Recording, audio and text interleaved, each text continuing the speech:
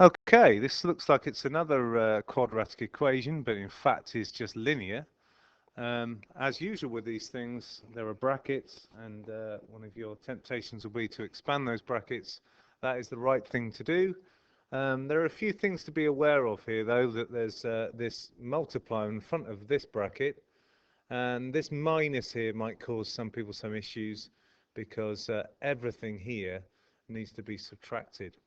The other problem that people often run into on these is when they square a bracket, they choose to square the two individual terms inside the bracket.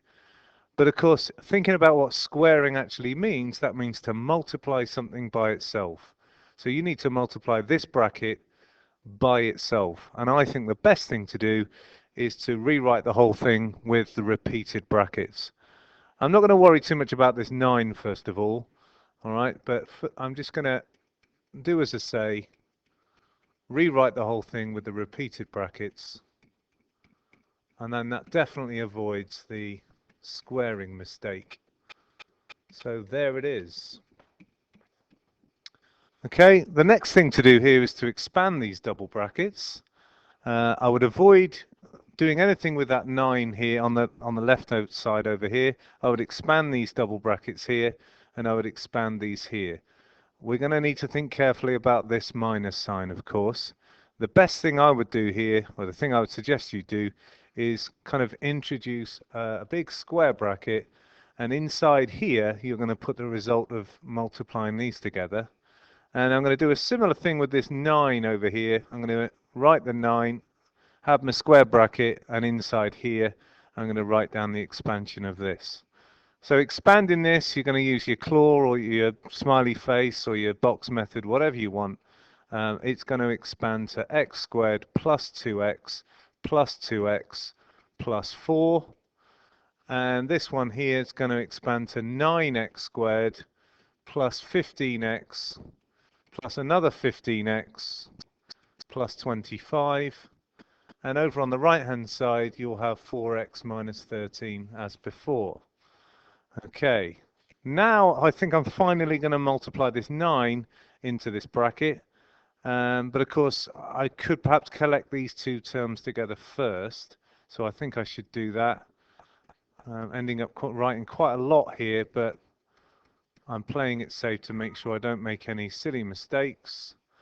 I could do something with this to save me some writing. I can gather these together, of course, do it on the same line of working. That's 30x in the middle. And then we've got the 4x minus 13 on the end. Okay, so now I'm going to finally multiply the 9 in, and I'm also going to multiply minus 1 into this second bracket, because this minus means all of this here needs to be taken away. And if you just sort of remove those brackets, you'll only end up taking away 9x squared. You won't take away positive 30. Anyway, let's do the 9 over here first. When you multiply that 9 in, you're going to get 9x squared plus 36x plus 36. When you multiply this minus in, or this minus 1 in, you get minus 9x squared minus 30x minus 25. And then that's equal to 4x minus 13. That is supposed to be a 1. And now we can gather up some like terms on the left-hand side. You'll notice very conveniently, and you may have noticed that this was going to happen earlier, the 9x squareds will cancel each other off.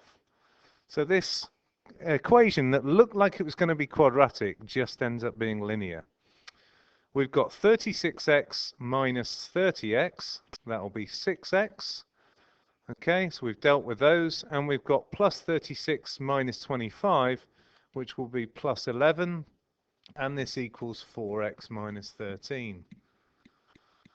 And now we've got a linear equation with x on both sides. You want to move the smallest number of x's and join it with the largest number. So I want to subtract 4x from both sides. So I'm writing down here what I'm doing, minus 4x on both sides, and you get 2x plus 11 equals minus 13. In order to get 2x on its own, I will want to minus 11 from both sides. And this time we'll have 2x equals minus 24. Finally, divide by the 2. and you're going to get x equals -12. Final answer.